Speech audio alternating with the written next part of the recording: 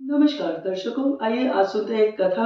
जब श्री रामचंद्र जी से न्याय मांगने आया एक कुत्ता। जी हाँ, क्या आपको मालूम है कि एक बार एक श्वान यानी कि कुत्ता श्री रामचंद्र जी से न्याय मांगने आया था। तो क्या हुआ था कि एक बार श्री रामचंद्र जी अपने महल के अंदर सिंहासन पर बैठे हुए थे। उस समय सैनिकों के पास एक श्वान यानी कि कुत्ता भागा भागा आया और उसके साथ तो एक ब्राह्मण भी था। पर वो जो श्वान था उसके सर से तो खून निकल रहा था।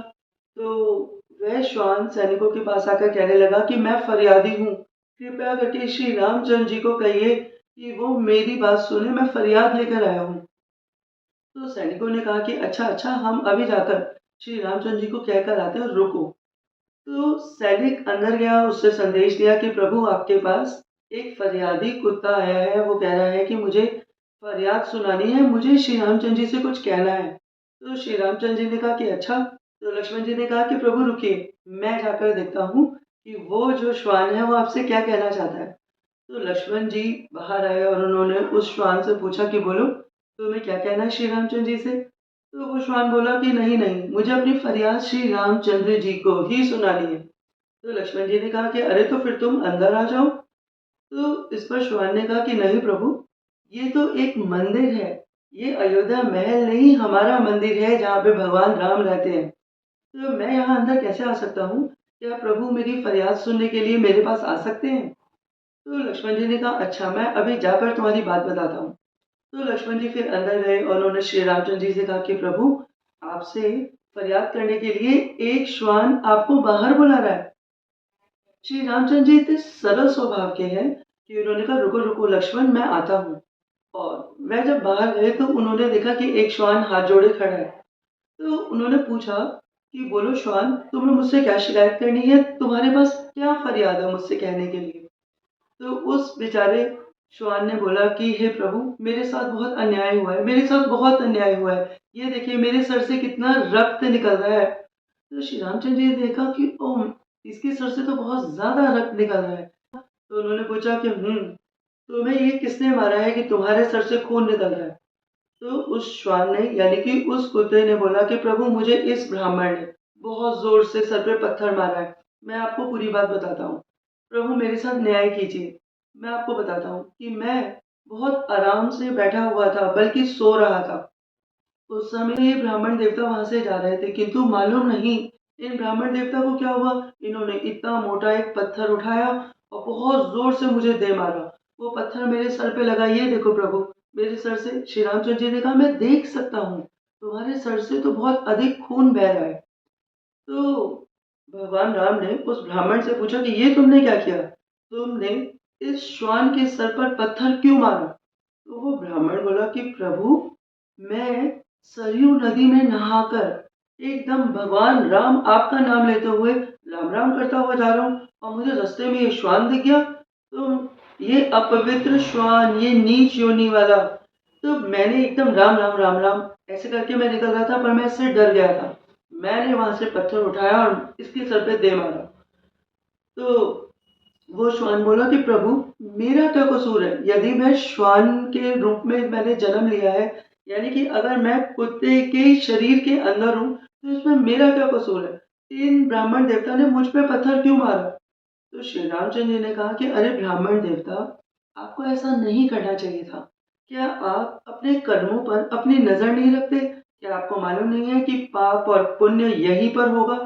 आपको क्या ये नहीं पता कि यदि आप जितने भी पाप करेंगे, किसी को मारना पाप है, तो फिर आपको उसका कर्म भी भोगना पड़ेगा। तो ब्राह्मण देवता ने कहा कि प्रभु, मैं नहीं जानता, बस मुझसे गलती हो गई। तो श्री रामचंद्र जी ने कहा कि देखो ब्राह्मण, तुमने बहुत गलत किया। तुमने बिना बात के श्वान के सर पर पत्थर मारा, जिसकी वजह से उसके सर से खून निकलने लगा।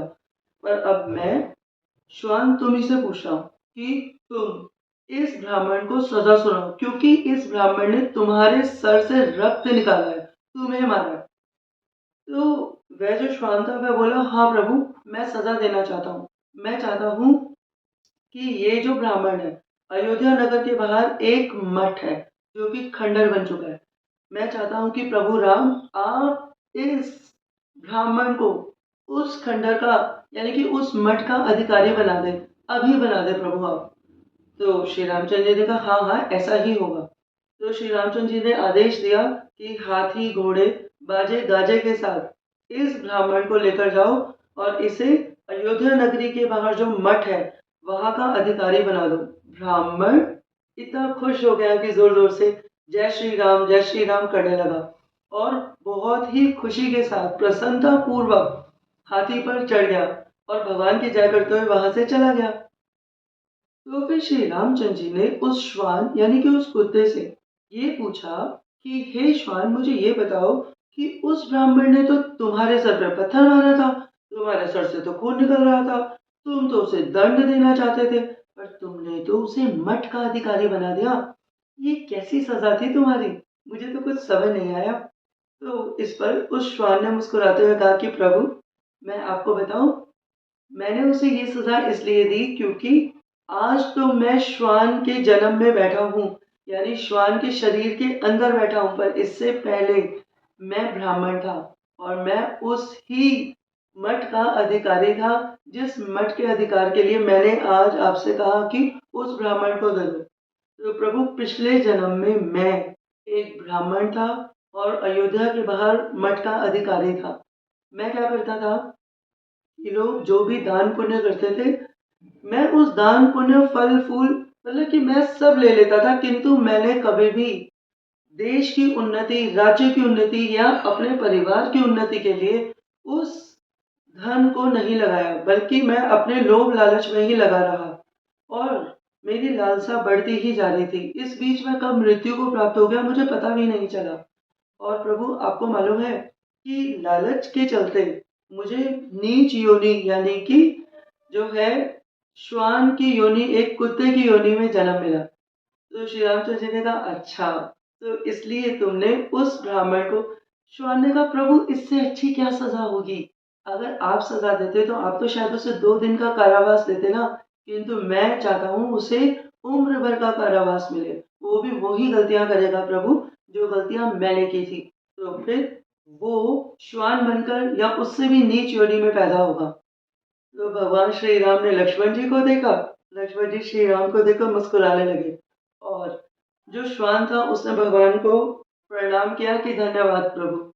श्री रामचंद्र जी और लक्ष्मण जी वापस अंदर आ गए और अपने राजमहल में आकर श्री रामचंद्र जी अपने सिंहासन पर एक बार फिर से बैठ गए। तो दोस्तों ये थी कथा जब श्री रामचंद्र जी से न्याय मांगने आया एक कुत्ता। जी हाँ, तो हमने इस कथा से ये सीख ली कि श्री रामचंद्र जी के राज्य में तो हर पशु पक्षी जीव जंतु मनुष्य प्रकृति के साथ भी इंसाफ होता था और श्री रामचंद्र जी न्याय के ही देवता कहलाते हैं।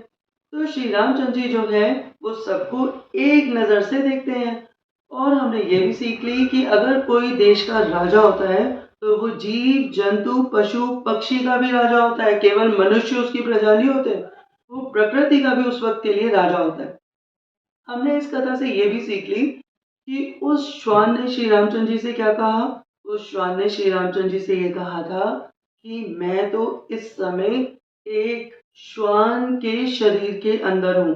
तो हमें इससे ये पता चला कि जो आत्मा होती है ना वो कभी अपने आप को भूलती नहीं है, यानी कि जो 84 लाख एग्जिट्स हैं, 84 लाख योनियां हैं, जितने भी जीव जंतु जानवर हैं उन्हें अपने जन्म याद रहते हैं। इसीलिए तो गरुड़ पुराण में कहा गया है कि यानी चोला बदल जाता है किंतु आत्मा नहीं बदलती। चोला मतलब कि शरीर बदलते रहते हैं, आत्मा वही रहती है, आत्मा को सब कुछ याद रहता है ना।